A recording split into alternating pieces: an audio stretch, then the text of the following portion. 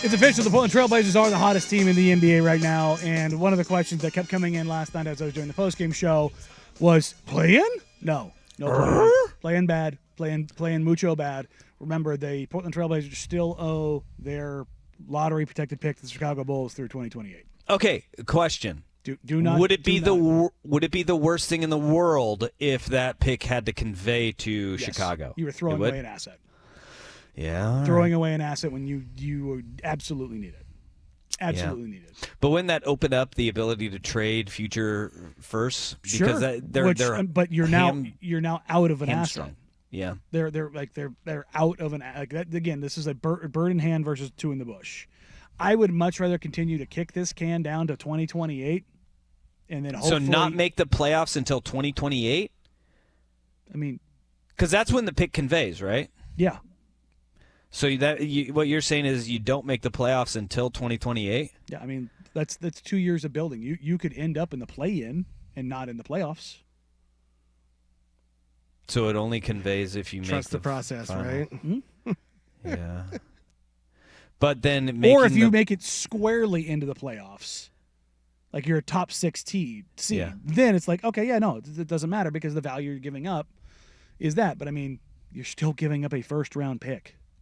Yeah. You don't want to give up first-round picks if No. you can control it. And they can quite literally control this. See, and that's where you and I may differ in this, where it's like if I'm not in the Cooper, Flag, Dylan Harper, Ace Bailey mix, I'm like, or top 5 is what you're saying. Top 7 would be great, right? If you're not going to be in that, then I would say let's why not roll the dice on a play-in, have that pick convey, and then see where we're at. Because I don't think it does anything for you. Yeah. It's a feel-good and $1 million injection into the owner's pockets. But you need the star. You need the star player. And I want any way that you can get closer to get that, and I don't know if you get it in like 10 or 12. So the flip side of that is Giannis, where he's picked. Jokic, where he's picked. Jalen Williams, where he's picked. SGA, where he's picked. Don't get me wrong. I am very much in team, like, number 1 overall pick is the best spot for you to be. That's where you get guys.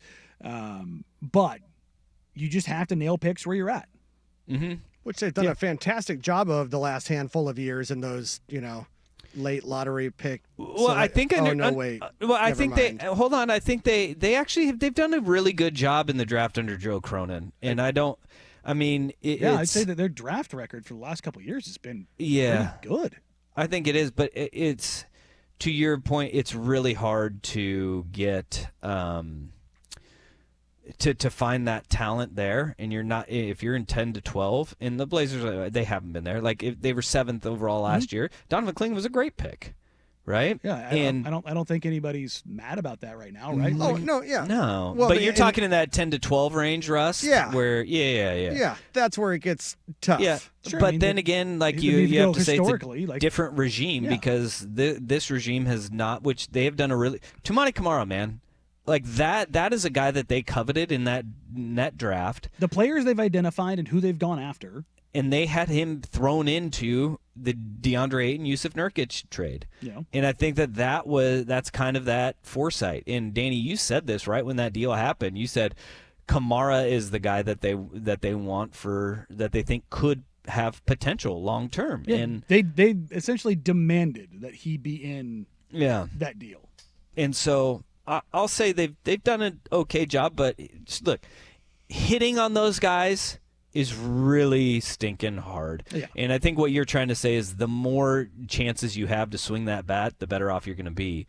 But I think that eventually, if the Blazers aren't making the playoffs until 2028, I think that there's bigger issue there. Sure. And and that is, by the way, when the pick conveying to Chicago turns into 2 second-round picks instead of a lottery-protected first-round pick.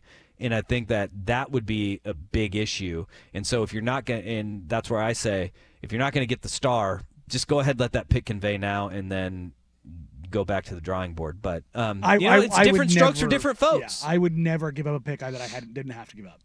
Yeah. But you're eventually going to have to if your roster turns around. But it's because you make – like – if you're making a natural progression towards working in the playoffs, great. This is not a natural progression to working in the playoffs.